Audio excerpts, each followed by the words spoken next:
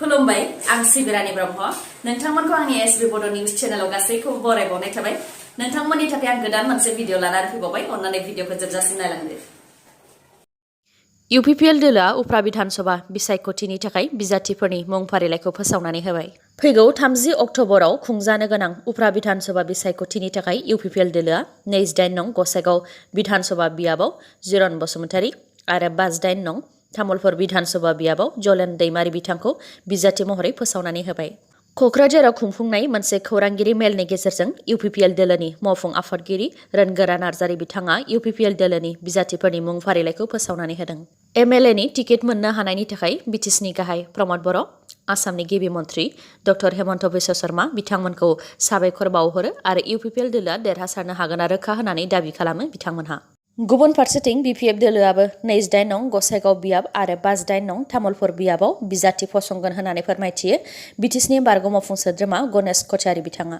दिनैनि सानावनो बिजाथिफोरनि मुंखौ फोसावनानै होनाय जागोन होननानैबो फोरमायथियो बिथाङा आरो दोलो महरै BPF दोलोआ तामुलपुर आरो गसाइगावआव गोख्रोङैनो दं होननानैबो फोरमायथियो बिथां गणेश कछारीया। गुबुन फारसेथिं उफ्रा बिधानसभा बिसायख'थियाव कंग्रेस दोलोआ मोनब्रै बियाबाव बिसायख'थि गेलेगोन।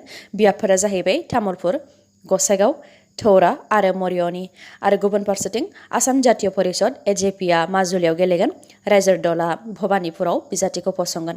बेखौ आसाम प्रदेश कंग्रेस कमिटिनि आफादगिरि भुपेन बरा बिथाङा खौरांगिरि मेलनि गेजेरजों फोरमायनानै होबाय। एक्सपायरि डेट जाखांनाय मुलिखौ गोदान लेबेल लागायनानै फानफिननायनि दायाव साथामखौ मयराबारि पुलिसआ हमदों।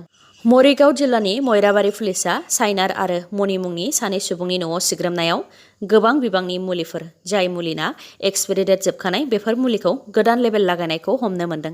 बेनि अनगायैबो गोबां मुलिफोरनि बानायनायनि डेटआबो 2021 मायथाइनि डिसेम्बरबो दं जाय डिसेम्बर दाना दासिमबो सौफैथ'वाखैनो। बेबायदि गोजाम मुलिखौनो गोदानै बानायनानै दिहुनजानाय बायदि लेबेल होफिननानै फाननाय जायोमोन। पुलिसआ फोरमायथिनाय बायदिब्ला मणि मुंनि सुबुंनि हेंथायै पुलिस थानायाव गोबां केस दंखायो। हमजानाय मणि आरो साइनारनाव सोंनाय फिननाय लानायनि उनाव मिथिनो हादोंदि बेबायदि गिख्रंथाव हाबाखौ बिसोरो मायांनि बुराबुरिनि IA ड्राग हलसेल फार्मासिनि बिगोमा मुसाराफ हुसैननि थिननायाव मावबोदों आरो बेफोरबायदि मुलिखौ मयराबारि ओनसोलाव गोलाव समनिफ्रायनो साप्लाय खालामबोदों। बे दायाव साथामखौबो मयराबारि पुलिसआ हमबाय।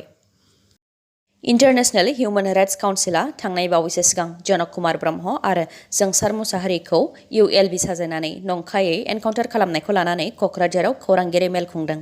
जनक कुमार ब्रह्म आरो जोंसार मुसाहारिखौ बुथारनाय जाथायखौ लानानै बिथांमोनहा नायबिजिरनाय खामानिखौ मावनो थाखाय क'क्राझाराव फैदों होननानै फोरमायथियो आरो बे जाथायनि सोमोन्दै दाब दाब जायगायाव गोबां सुबुंफोरखौ लोगो हमनानै सावरायलायनाय जादों।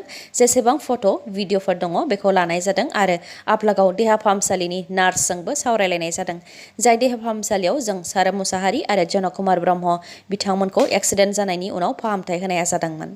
देहा फाहामसालियाव फाहामथाय लानायनि समाव जोंसार मुसाहारिनि गाननाय गस्लाया गुबुनमोन नाथाय गावथारखांनायनि उनाव गस्लाया गुबुन जायखौ केमफ्लेज ड्रेस बुंनाय जायो बेखौ गानहोनानै बुथारनाय जादों।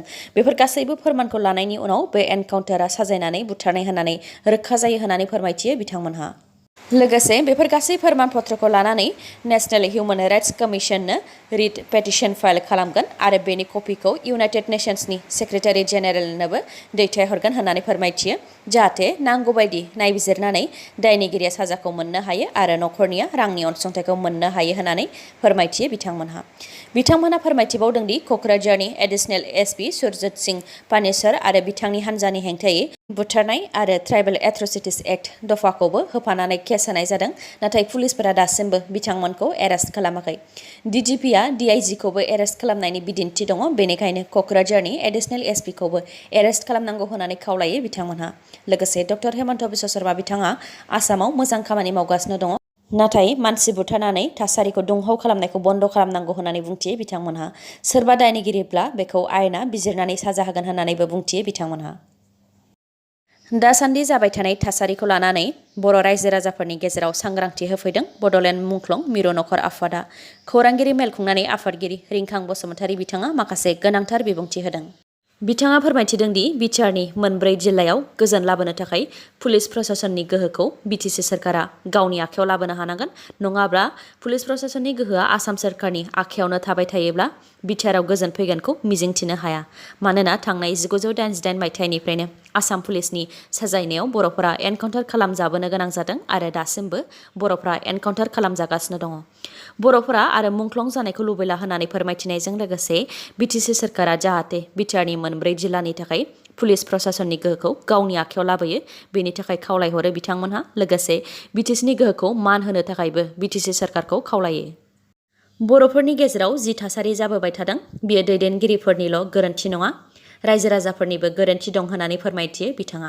मानोना संबिधानाव एमपि, एमएलए, एमसिएलएनो रायजो राजाफ्रा भट होनानै मोजां दैदेनगिरिखौ सायख'नो हानायनि खाबु होदों। नाथाय बिसायख'थिनि सम फैबाथाय दैदेनगिरिफ्रा 2,000, 5,000, 10,000 रां होब्लानो बे दैदेनगिरिया बर'नि थाखाय एबा जाथिनि थाखाय खामानि मावो ना मावा बेखौ सानालासे मेगन मेसेबनानै भट होबोदों। दासिमबो बेबायदिनो भट होबोगासिनो दङ होननानै फोरमायथियो बिथाङा। लोगोसे आइजो माहारि अदेबानि बिमा माहारिखौबो सोलायनो थाखाय खावलायो। जेरै महाभारतआव गान्धारिया फिसाय खानाखाय गावनि मेगनखौबो खाथेनानै लादोंमोन। बेखौ खाबु लानानैनो सुकुनि मामाया रायजोखौ फोजोबस्रांनो थाखाय आरो गावनि खिथेरखौ लानो थाखाय गान्धारिनि 100 फिसाफोरखौ बाहायदोंमोन। जुदि गान्धारिया मेगन खाथेयामोनब्ला आरो 100 फिसाफोरखौ मोजां लामाजों दैदेनलाङोमोनब्ला सुकुनि मामाया खिथेर लानो आरो रायजोखौ फोजोबस्रांनो खाबु मोननाय नङामोन। थिग बेबायदिनो बिसायख'थिनि समाव मेगन मेसेबनानै भट होआलासे मोजां बिजाथिनो भट होयोब्ला मोजां दैदेनगिरिखौ मोननो हागोन होननानै फोरमायथियो बिथाङा। बेनिखायनो जाय बिजाथिया हारिनि थाखाय खामानि मावगोन, रायजो राजानि थाखाय सानगोन आरो गावनि मुलाम्फानि थाखायल' खामानि मावनाय नङा, बेफोरबायदि बिजाथिनोसो भट होनो थाखाय खावलायो बिथांमोनहा।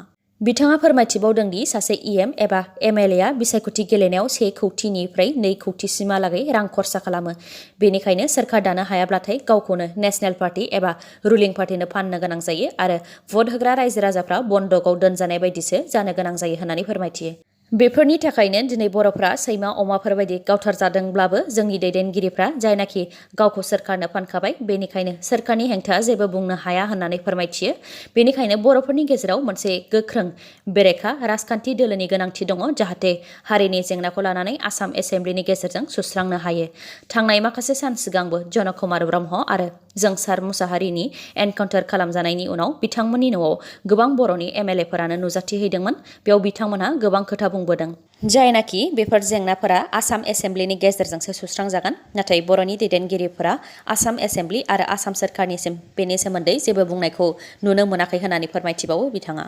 लोगोसे जन कुमार ब्रह्म आरो जोंसार मुसाहारिखौ नंखाय एनकाउन्टार खालामनायखौ लानानै न्यायनि थाखाय बर' लाइमोनफोरा जेरैबायदि दोलो नायालासे ज' ओंखारबोदों, बेखौ साबायखर बावो बिथांमोनहा। आरो बिसायख'थिनि समावबो जाहाथे रां लब जायालासे मोजां दैदेनगिरिनो भट होयो बेखौबो खावलायहरो बिथांमोनहा। नारकटिक्स कन्ट्रल ब्युर' एनसिबिआ किं खान, शाहरुख खाननि फिसाज्ला आर्यान खानजों लोगोसे गासै 3खौ हमदों। मुंफोरा फारियै आरबाज मार्चेन्ट आरो मुनमुन धामेचा। बिथांमोना क्रुज शिपआव मोनसे गोजौ थाखोनि पार्टी खुंदोंमोन। बे जाहाजा मुम्बाइनिफ्राय गवासिम थांगौमोन आरो फिन मुम्बाइआव फैफिनगौमोन। रिपर्टनि बायदिब्ला एनसिबिनि सोद्रोमाफोरा दावबायारि जाफ्लानानै जाहाजाव गाखोदोंमोन आरो जेब्ला जाहाजा मुम्बाइनि सागर जिंनिफ्राय खारजेननानै पार्टीया जागायदोंमोन, अब्ला बिथांमोनहा रेड खालामनायखौ जागायजेनदोंमोन। बेयावनो ड्राग्स लानायनि सोमोन्दै 7खौ हमनानै सोंनाय फिननाय लादोंमोन आरो 7नि मादाव 3, जेराव बलिउडनि मुंदांखा शाहरुख खाननि फिसाज्ला 23 बोसोर बैसोनि आर्यान खानाबो ड्राग्स बायनाय आरो जानायनि दायाव हमजानो गोनां जादोंमोन। जाहाज सिङाव जानाय बे पार्टीयाव रेड खालामनानै एनसिबिआ 13 ग्रामनि ककिन, 21 ग्रामनि चारास, एमडिएमए पिल्स आरो माखासे ड्राग्सजों लोगोसे गोबां रां हमनो हादोंमोन। रिपर्टनि बायदिब्ला बेलनि थाखाय आर्यान खाननि बिफा शाहरुख खाना उखिल हमदों। सोनाब बंग'आव ममता बेनार्जीआनो गिबि मन्थ्रि महरै थाफिनसिगोन। उफ्रा बिसायख'थियाव ममता बेनार्जी बिथाङा देरहासारनो हाबाय। मख'नो गोनांदि ममता बेनार्जी बिथाङा थांनाय बिधानसभानि बिसायख'थियाव नन्दीग्राम बियाबनिफ्राय बिसायख'थिखौ गेलेनायाव जेननो गोनां जादोंमोन। बेनिखायनो सोनाब बंग'आव गिबि मन्थ्रि जानानै थाबाय थानो थाखाय बिथाङा एमएलएनि बिसायख'थियाव देरहासारनाया गोनांथारमोन। थांनाय 30 सेप्तेम्बराव सोनाब बंग'आव भबानिपुर बियाब, जांगिपुर बियाब आरो शामशेरगन्ज बियाबाव उफ्रा बिधानसभानि बिसायख'थिया जाफिनदोंमोन, जेराव ममता बेनार्जी बिथांजों दैदेनजानाय टिएमसि दोलोआ मोनथामबो बियाबाव देरहासारनो हादों। भबानिपुर बियाबनिफ्राय ममता बेनार्जी बिथाङा 58,832 बांसिन भट मोननानै देरहासारनो हादों। जांगिफोर बियाबाव जाकिर हुसैना 92,232 बांसिन भट मोननानै देरहासारनो हादों आरो शमशेरगंज बियाबनिफ्राय आमिरुल इस्लाम बिथाङा 26,111 भट बांसिन मोननानै देरहासारनो हादों। भबानिपुर बियाबाव ममता बेनार्जीनि हेंथायै बिजेपिनि प्रियंका तिब्रेवाल बिथाङा गसंदोंमोन। रिपर्टनि बायदिब्ला भबानिपुर बियाबाव 57% भटार्सफोराल' भट होफैदोंमोन। ससियेल मिडियाखौ बाहायनो रोङोब्ला मोजां, नङाब्ला बाहायनो रोङाब्ला खैफोदावबो गोग्लैनो हागौ। बेनिखायनो ससियेल मिडियाफोराव जानला मोनला पस्ट होनायनिफ्राय गोजानाव थानायानो गाहाम। थिग बेबायदिनो आसामनि गिबि मन्थ्रि डक्टर हेमन्त बिश्व शर्मा बिथांखौ गावथारनो हुमखि होनायनि दायाव पुलिसनि आखायाव हमजानो गोनां जाबाय हुसैन आलीआ।